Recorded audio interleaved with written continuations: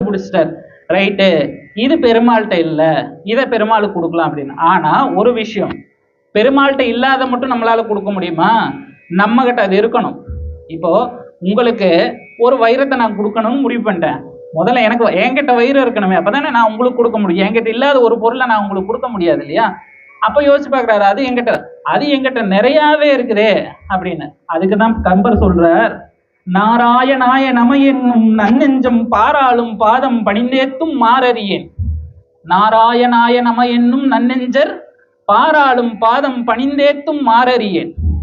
அவனுடைய பாதங்களை எப்படி பணிந்து ஏத்துறதுன்னு எனக்கு தெரியல, எதை கொடுக்கறதுன்னு தெரியல அப்படின்னு புலம்பிட்டு அடுத்த லைன் சொல்றாரு, காராறு மேனி கருணாகர மூர்த்திக்கு ஆராதனை எந்தன் அறியாமை ஒன்றுமே அப்படிங்கிற.